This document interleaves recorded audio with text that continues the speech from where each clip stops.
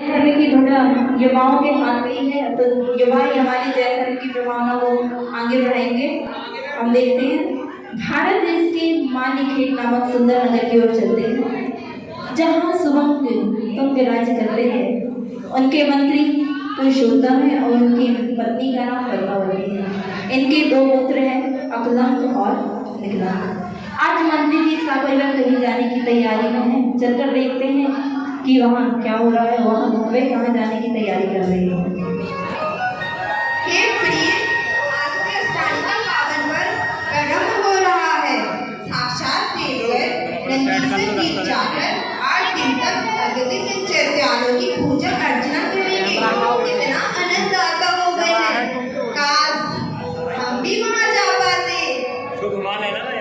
आपने सत्य कहा नाथ, इतनी भक्तियाँ की फलती से तो भी अगले भाव में मोक्ष सुख पाते हैं। भक्ति तो मुक्ति देती है, हम वहाँ जा नहीं सकते तो क्या हुआ। भावना के भगवान सदा भक्तों के हृदय में रहते हैं। हम यही नंदीश्वर देव की कल्पना करेंगे और 8 दिन प्रभु पूजन और धर्म ज्ञान में समय व्यतीत करेंगे। हे प्रिय, हम अपनी निर्मित धर्म साधना के लिए मुनिराज का आशीर्वाद ग्रहण करते हैं। हमारे राजकीय उद्यान में श्री चित्रगुप्त मुनि महाराज का आगमन हुआ है। क्या मुनिराज हमारे राज्य में बता रहे हैं? चलिए अभी चले। हाँ, चलते हैं, पर अपने दोनों बालक कहाँ हैं? उन्हें भी आ जाने दो, उनको साथ लेके चलते हैं। यही पास में ही खेल रहे होंगे। बालक मैं अभी बाहर बुलाती हूँ। खेलते हैं और कल खेलने की किस प्रकार का उनका खेल होता है।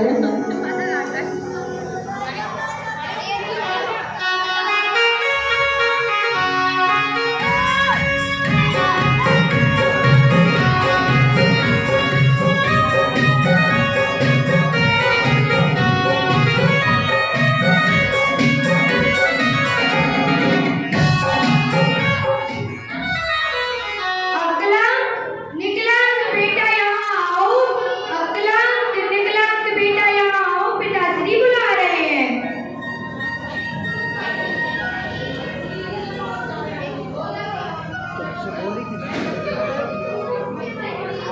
प्रणाम पिताजी, प्रणाम।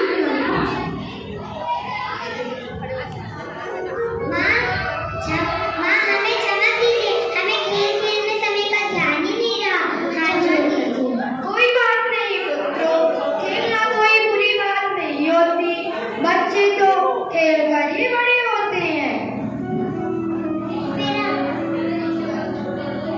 फिर आपने हमें क्यों बुलाया?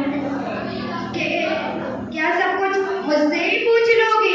जरा पिताजी को मेरी जिज्ञासा समाधान का अवसर दो। बताइए ना पिताजी।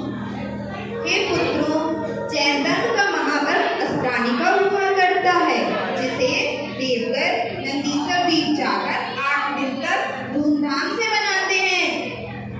वाह पिताजी, तो आप हमारे नहीं चलेंगे ना? हे पुत्रों, मनुष्य वहाँ नहीं जा सकते, वह पर्व हम यही मनाएंगे। अभी हम आपको दिगंबर मुनिराज के दर्शनार्थ के लिए ले चलते हैं। चलोगे ना? हाँ चलिए। सभी मुनिराज के दर्शनार्थ के लिए निकल पड़ते हैं। सभी साथ में मुनिराज के दर्शनार्थ के लिए निकलते हैं।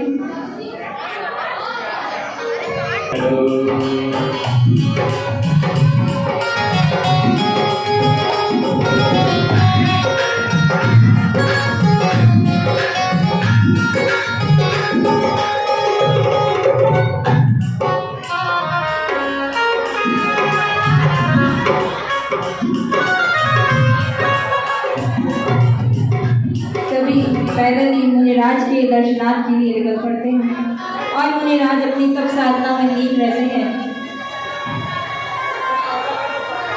मुनिराज अपनी तप साधना में लीन रहते हैं और सपरिवार जाकर वो दर्शनार्थ करते हैं। देखते हैं आगे का दृश्य।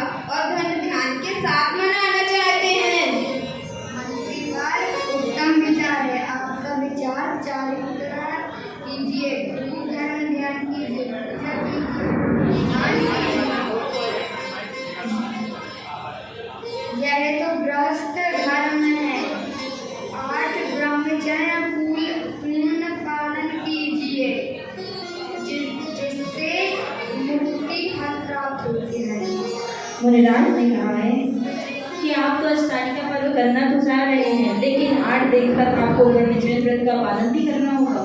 तो देखते हैं राजा रानी इसमें क्या होता है। हे मुनिवर, स्वीकार है, हम भी 8 दिन का ब्रह्मचर्य व्रत करेंगे। आशीर्वाद। हे पुत्रों, क्या सोच रहे हो? क्या तुम्हें भी ब्रह्मचर्य व्रत चाहिए?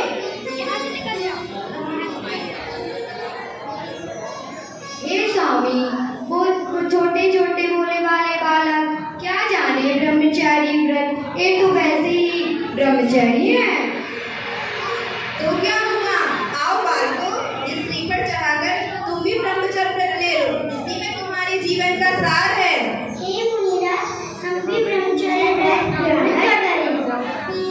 बालक बचपन में ही उनको ज्ञान नहीं होता, फिर भी वह ब्रह्मचर्य व्रत ले लेते हैं महाराज के बाद और लेकर पढ़ते हैं। पिता ने कुछ विनोद बस दिलाया था कि हो गया, बालक ही तो है, दिला दे, लेकिन इसका फल आगे चलकर उनको मिलता है। तो हम देखेंगे आगे का दृश्य।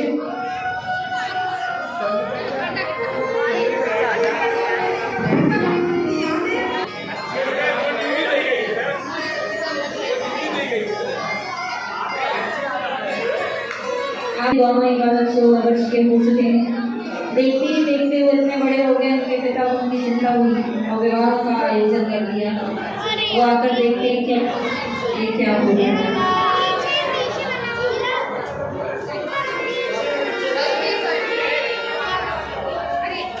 कृपया कर शांति बनाए रखें।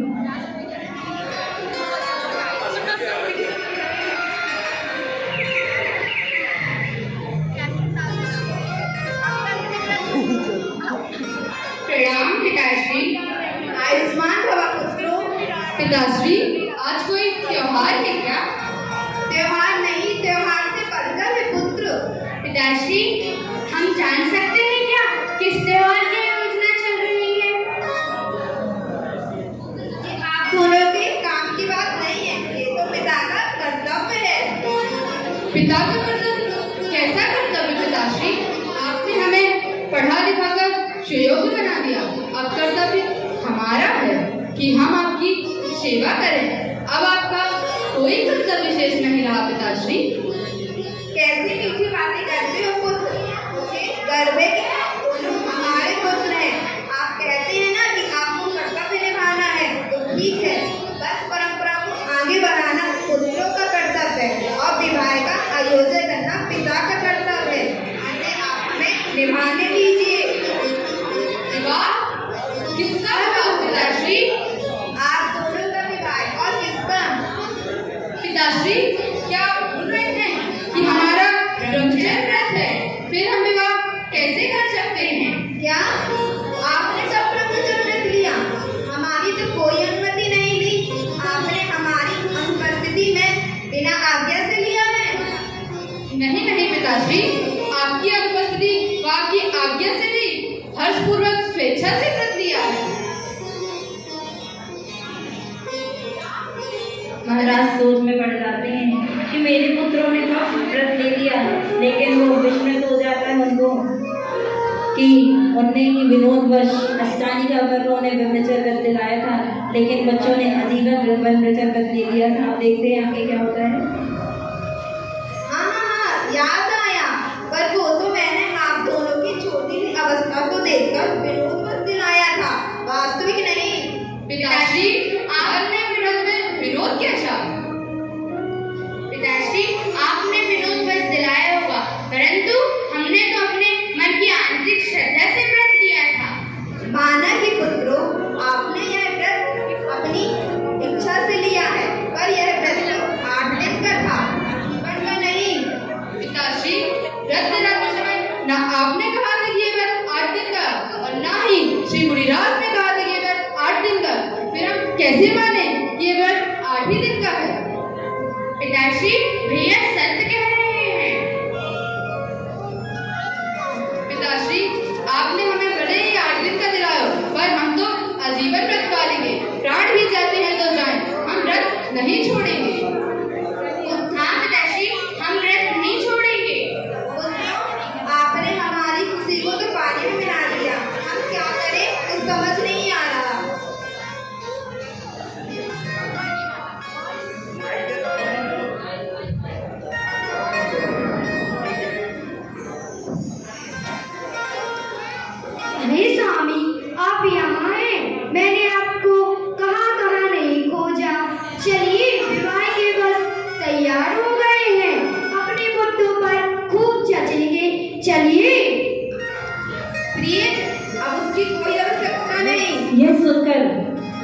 ये माता क्या को कह रही है नाथ?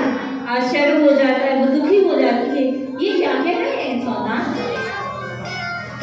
क्या कह रही है नाथ?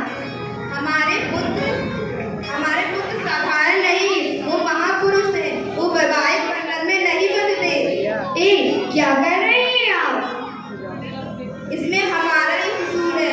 हम ही ने इनको विनोदवश 8 दिन का ब्रह्मचर्य व्रत दिलाया था, पर ये तो आजीवन मान बैठे। मैंने तो आपको उसी समय ऐसा करने से रोका था। कोई बात नहीं, अब हम इनके व्रत पालन में साधक बनेंगे। विवाह का आयोजन समाप्त किया जाए।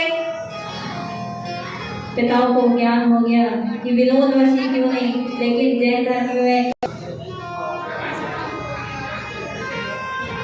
भाई, हमारा जैन दर्शन इतना विशाल और सैद्धांतिक है। तीर्थंकर प्रभु ने धर्म को देशना के माध्यम से देखा है और हमें भी देखना सिखाया है। धन्य है हमारे गढ़धर आचार्य परमेश जी, जिन्होंने हमें इस धर्म का अध्ययन कराया। हाँ भैया, हम इतने वो हैं कि हमारा जैन धर्म इतना बड़ा होने पर भी हम उसकी कीर्ति को नहीं फैला पा रहे हैं। अब बौद्ध धर्म को देखिए, जोर शोर से अपना डंका बजा रहा है। हाँ भाई, ठीक कह रहे हो, पर हम कर भी क्या सकते हैं? भैया, यहाँ पर तो कोई ऐसा भी नहीं जो अपन को बौद्ध धर्म पढ़ा सके। हाँ भाई, ये तो बौद्ध आचार्य ही पढ़ा सकते हैं। भाई, महाबोधि में एक बहुत बड़ा बौद्ध विद्यालय है, हम वहाँ चलेंगे। हम जैन हैं, यह वेद किसी को नहीं बताएंगे। बौद्ध बनकर ही उनके मत का अध्ययन हो सकेगा। हाँ भैया, शीघ्र चलो। दोनों ही बौद्ध धर्म की शिक्षा देने के लिए बौद्ध गुरु के पास जाते हैं।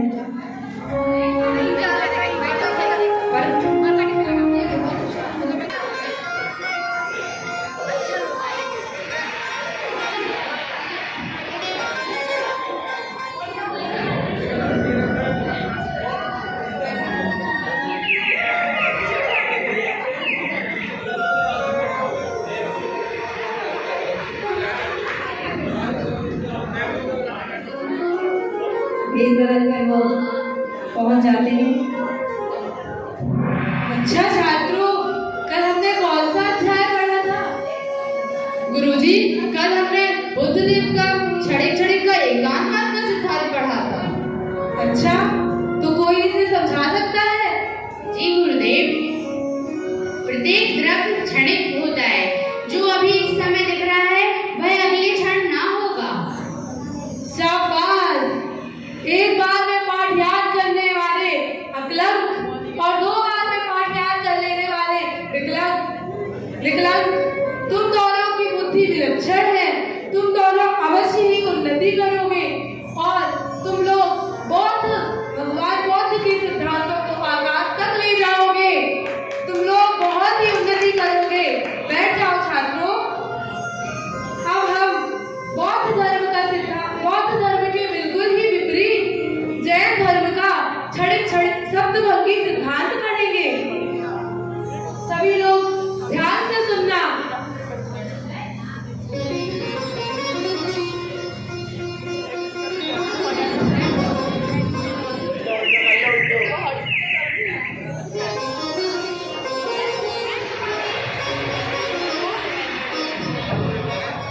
गुरुदेव जैन धर्म के शब्दभंगी सिद्धांत ढूंढ रहे थे, लेकिन उनको ये ढूंढ नहीं पाए तो उनके सिर में क्या हो गया? दर्द। और वो बैठ गए। अब देखते हैं उन्होंने क्या जैन दर्शन के शब्दभंगी सिद्धांत को बता पाएंगे कि नहीं। अरे छात्रों, अभी मेरे सिर में थोड़ा भी दर्द हो रहा है, तो मैं अभी थोड़ी देर से आकर तुम लोगों को समझाता हूँ। जब तक तुम लोग अपना पुराना पढ़ाया हुआ अभ्यास करो।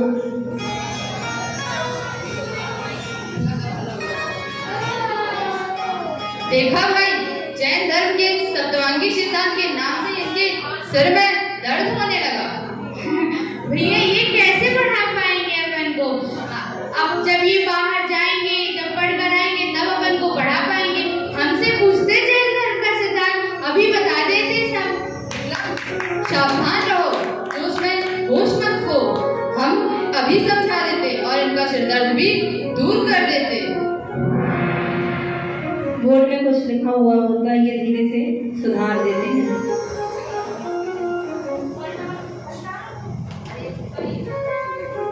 क्योंकि दोनों ही इन्होंने जैन शास्त्रों का अध्ययन किया है। अगर जैन धर्म के लिए कोई कुछ कहता है तो इसे सहा नहीं जाता, लेकिन क्या करें, दूसरे के आए हैं, बोला जाता है जी के राज में रही गई हो उनकी जैसी गई हो।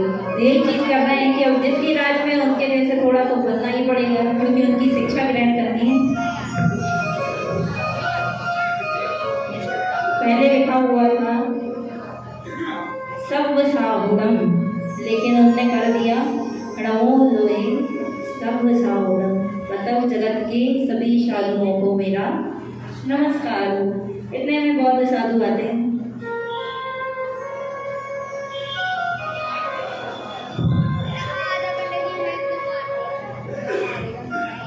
अरे ये तो इतनी अच्छी से समझ में आ गया। अरे तुम में से किसने लिखा है ये बहुत ही सरल भाषा में?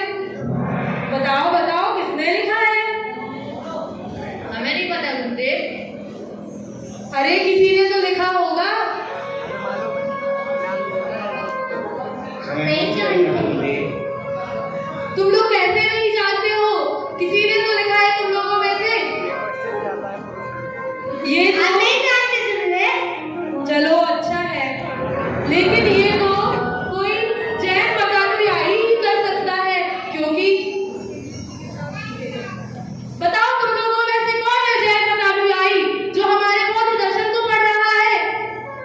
हमें नहीं पता गुरुदेव। हमें नहीं पता गुरुदेव। अब सबके मुंह में दही जम गया। अभी तक तो इतना शोर कर रहे थे। बताओ बताओ किसने लिखा है? बोलो। नहीं पता गुरुदेव, हमें नहीं पता। चलो कोई बात नहीं, मैं अभी पता लगवाता हूँ। सैनिक इधर आओ।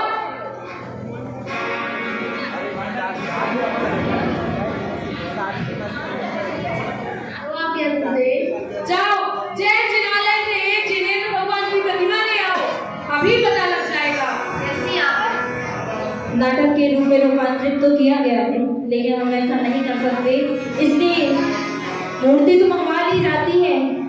सभी जो बौद्ध छात्र होते हैं वो मूर्ति को लांग जाते हैं, लेकिन अकलंक और निकलंक ऐसे हैं कि अब वो अपना परिचय भी नहीं दे सकते कि हम जैन हैं, लेकिन उन्होंने एक ऐसी तरकीब निकाली कि उन्हें मूर्ति पर एक धागा डाल दिया, क्योंकि दिगंबर मुद्रा में एक भी वस्त्र नहीं होता, एक धागे का भी राग नहीं होता, लेकिन वे क्या करते हैं, अपने हाथ में लगा हुआ एक धागा उसमें डाल के उनको लांग जाते हैं।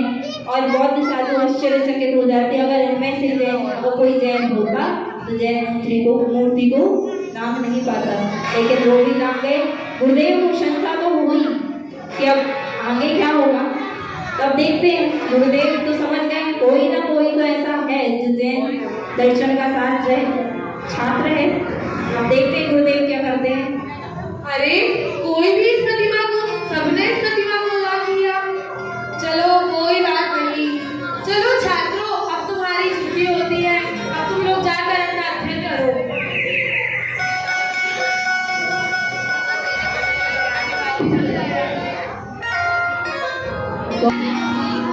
अरे गुरुजी कोई तो युक्ति लगानी ही होगी।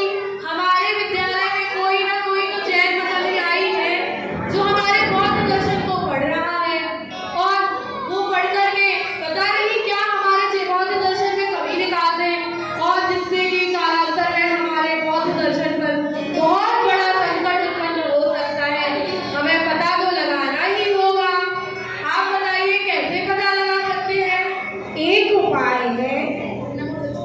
कहिए कैसा उपाय? एक विपत्ति उत्पन्न करते हैं, जहाँ बुद्ध देव का नाम न लेके जिनेंद्र देव का नाम लेंगे, वही छात्र जैन कहलाएंगे। गुरु जी बोलते हैं कि हमने विपत्ति के समय भगवान का नाम लेना सिखाया है, तो हम ऐसी ही विपत्ति उत्पन्न कर देते हैं कि भगवान का नाम तो लेंगे। अगर जो अपने जैन भगवान का नाम लेगा समझ जाइएगा वही जैन छात्र है। तो देखते हैं क्या उपाय देते हैं। हाँ हाँ गुरुजी, आपने बिल्कुल सत्य कहा। अभी अरे मैंने सोचा है क्यों ना हम सभी छात्रों के कक्षों में एक एक कांसे की थाली रखवा दें और सैनिकों से कहकर मध्य रात्रि में उस थाली को गिरवाएं, जिससे कि नींद में होकर और जब भयानक आवाज सुनेंगे तो सभी छात्र डर जाएंगे। हाँ, बहुत ठीक की है। हाँ, और फिर तो हमारे सिपाही है ही, तो वो सब पता लगाकर हमें बता ही देंगे कि किसने जिनेंद्र भगवान का नाम लिया और किसने हमारे बुद्ध भगवान का नाम लिया है। चलिए मैं जाके सिपाही से बोलता हूँ। ठीक है सिपाहियों,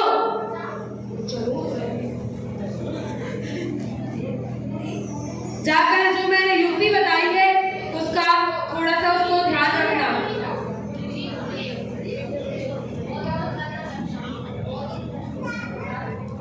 रात्रि का समय हो चुका है, सभी बच्चे अपने शयन कक्ष में आ चुके हैं। अकलंक और निकलंक भी उनमें साथ में ही है।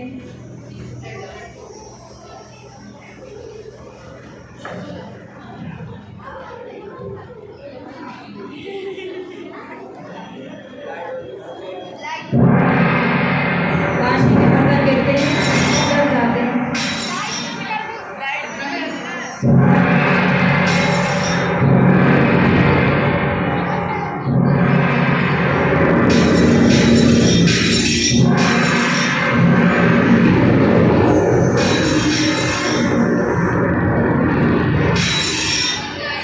पपजामि चित्तारि शरणं पपजामि चित्तारि शरणं पपजामि चित्तारि शरणं पपजामि चित्तारि शरणं पपजामि चित्तारि शरणं पपजामि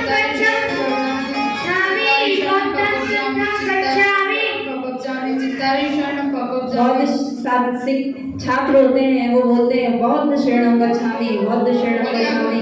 लेकिन जो जैन छात्र होते हैं वो तो अपने चित्तारी मंगल पाठ का आराधना करते हैं। चित्तारि शरणं पपजामि नित्य शरणं पपजामि सिद्धि शरणं पपजामि साहु शरणं पपजामि ये बिली पड़े तो नहीं करना।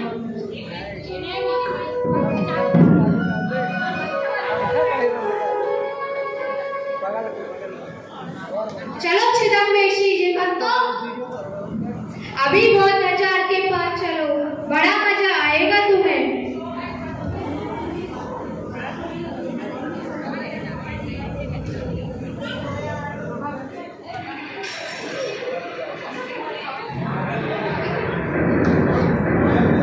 और गुप्तचरों ने उन दोनों बालकों को पकड़ लिया था। अब देखते हैं आगे क्या होता है, क्योंकि वो विपत्ति के समय अपने भगवान का ये रहे को नहीं दोनों छोड़ सकते। अपराधी बालक।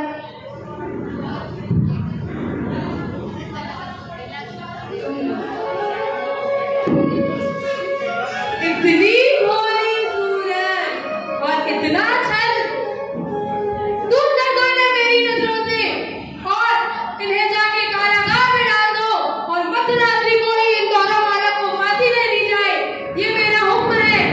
जो आप क्या बोले? ले जाओ जाओ इन्हें।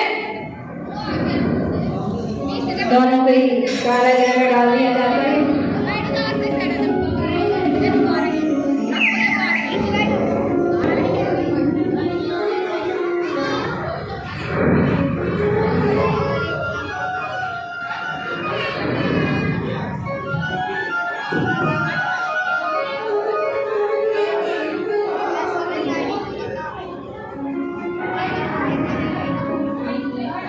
क्या करें, बहुत कोशिश की हमने कि हम बच जाए, लेकिन विपत्ति के समय वो अन्य मिथ्या दर्शन का नाम नहीं ले सकते थे, न जैन दर्शन का नाम लिया।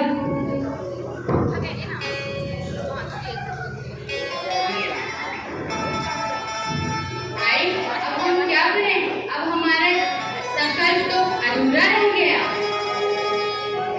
अब तो हमारा जीवन ही नहीं रहेगा। भाई तुम चिंता मत करो, जब सारे दरवाजे बंद हो जाते तो केवल एक दरवाजा धर्म का खुला रहता है। अब तो धर्म की ही शरण है। मेरे पास ये छतरी है, अब हम इसमें छिपकर भाग चलते हैं। शीघ्र चलो भैया। दोनों बहुत चतुर हैं और भागने की कोशिश करते हैं और भाग भी जाते हैं। ऐसा नहीं है, बुद्धिमान तो थे ही और भाग जाते थे, गुप्तचर आते हैं।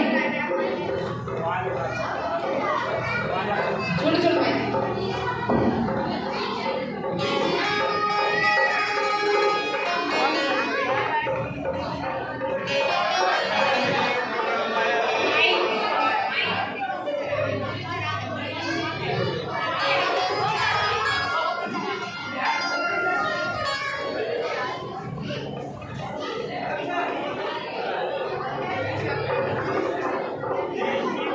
गुरुदेव से आकर गुप्तचर बताते हैं, दौड़कर आते हैं, गुरुदेव से बताते हैं, गुरुदेव वो दोनों तो भाग गए। क्या फांसी नहीं दी उनको? नहीं गुरुदेव, वो दोनों भाग गए। और तुम यहाँ पे क्या कर रहे हो? जाओ जाकर उन्हें पकड़ो। इतने नन्हे नन्हे बालक भागकर कितनी दूर गए होंगे। जाओ पकड़ो उन्हें और जाओ घोड़े में जाना जिससे जल्दी पकड़ सको। जी। रुको, इस बार वो मालक नहीं, उनकी फीस चाहिए। हाँ हाँ, फीस ही लेकर आना उन दोनों बालक के। जो आज्ञा गुरुदेव। अब जाओ जल्दी। राहुल नेवती जैन की तरफ से पाठशाला के बच्चों के लिए 100 रुपए का पुरस्कार के लिए बहुत बहुत धन्यवाद। भैया वो घोड़े से आने हैं और हम पैदल पैदल हैं। अब तो हमारा मरण निश्चित है। भाई तुम चिंता मत करो, जो भाग्य में लिखा है वह होकर ही रहेगा। तुम्हारे और हमारी करुणा से कुछ भी नहीं होगा, जो होना है वह होकर ही रहेगा। यहाँ लोग भी घाट पे कपड़े धो रहा है, देखते हैं आगे क्या होता है।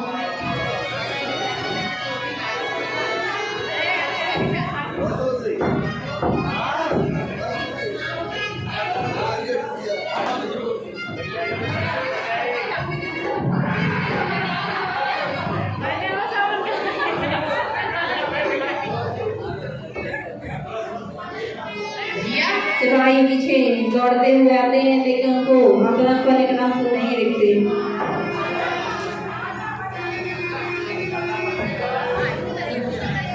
पर्दा लगा दीजिए।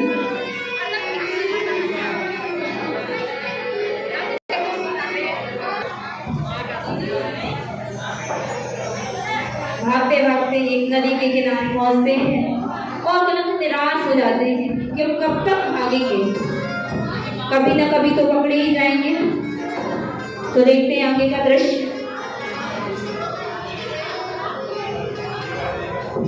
भैया वो तालाब, उसमें कमल लगे हुए हैं। आप वहां जाकर छुप जाइए, आपके प्राण की रक्षा हो जाएगी। और मुझे ये गर्व होगा कि मैं धर्म के लिए कुछ नहीं कर सका तो मर जाऊंगा, लेकिन आप धर्म प्रभाव न कर देंगे। अगर आपको बच्चों का नाटक अच्छा लग रहा है तो तालियां तो बजा ही सकते हैं, जैसे प्रोत्साहन उनका बढ़े कि आगे भी वो कुछ कर सके। नहीं भाई, ये तुम क्या कह रहे हो? मैं तुम्हारे बिना क्या कर पाऊंगा? भैया सिपाही पीछे आ रहे हैं, आप चले जाइए। तो ये करुण दृश्य होता है, मुझे भाई छोड़िए। भाई से बिछड़ता है। छोड़िए मुझे, छोड़िए। धर्म के लिए प्राण सबने बचाओ, ओ भैया मुझे छोड़ तुम भाग जाओ। एक भाई भाई का प्रेम है कि वो छोड़ना नहीं चाहता, लेकिन एक भाई कह रहा है कि भाई आप तो जैन धर्म की ध्वजा बतावा को लहरा सकते हैं, तो आप ही आगे चलिए। धर्म के लिए प्राण अपने बचाओ, ओ भैया मुझे छोड़ तुम भाग जाओ। वो देखो वहाँ रहे हैं सिपाही, नहीं वक्त में तीर करने का भाई। दयो तुम विचारो समय ना गवाओ, हे भैया मुझे छोड़ तुम भाग जाओ, ओ भैया मुझे छोड़ तुम भाग जाओ। धर्म के लिए प्राण अपने बचाओ, ओ भैया मुझे छोड़ तुम भाग जाओ।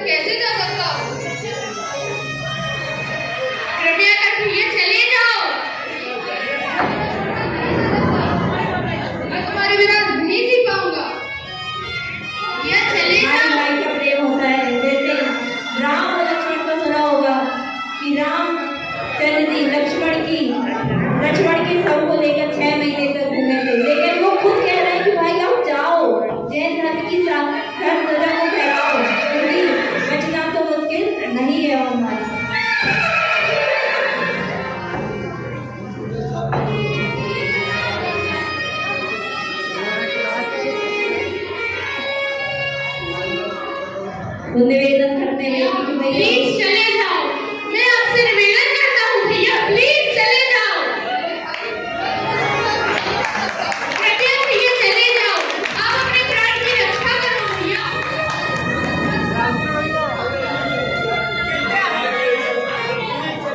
भैया आपको मेरी कसम, आप चले जाओ,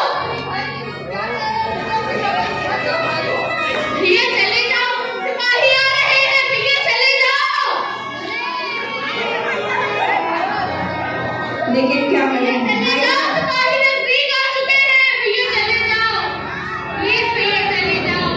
सिपाही दौड़ते हुए आते हैं। क्या करें भाई, क्या भाई की बात तो माननी पड़ती है। अरे अरे भैया कहाँ भागे जाओ तो?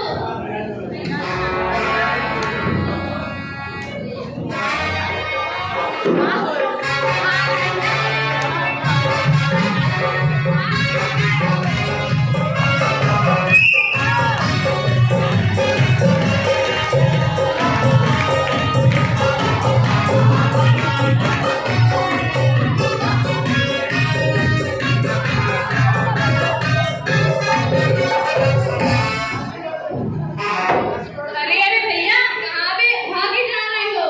भैया वहाँ पीछे सिपाही आ रहे हैं, वो जिसको भी देखते हैं उसकी गर्दन काट देते हैं, चलो हमारे साथ चलो। अरे अरे भैया अब भी कपड़ा धो, अरे भैया चलो, अरे भैया तो जोड़ी बचे हैं, अरे भैया चलो, अरे भैया सिपाही नजदीक आ चुके हैं, भैया चलो, अरे तो जोड़ी धो लो, अरे भैया चलो, देख लो वो आ गए, अरे तो जोड़ी धो लो, जोड़ी रखो तो, अरे भैया चलो नजदीक आ चुके हैं, अरे पीछे देखो, अरे जोड़ी बचे हैं, भैया चलो, अरे रुक जा, वो आ गए सिपाही, हाँ चलो जल्दी जल्दी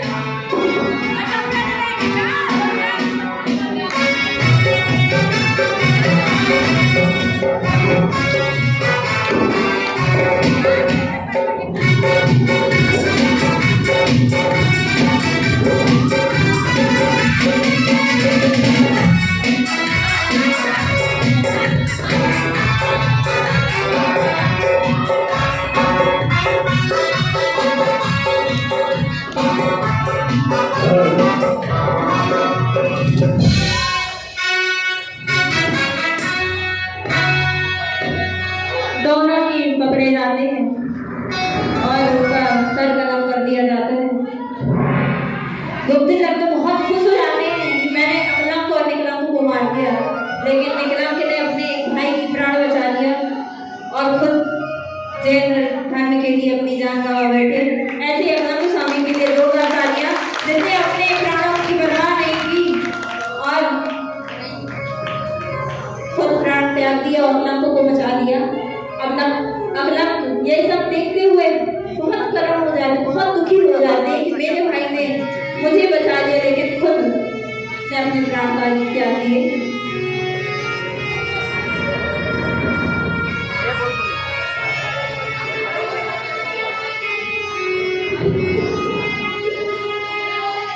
हाय निकलन, ये तुमने क्या कर दिया? तुमने तो अपने प्राण अर्पित कर दिए, अब मैं क्या करूँगा?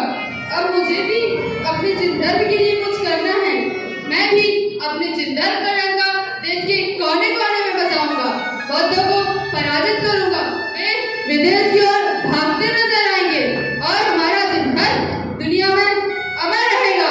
जय बोलो अहिंसा भाई विश्व धर्म की।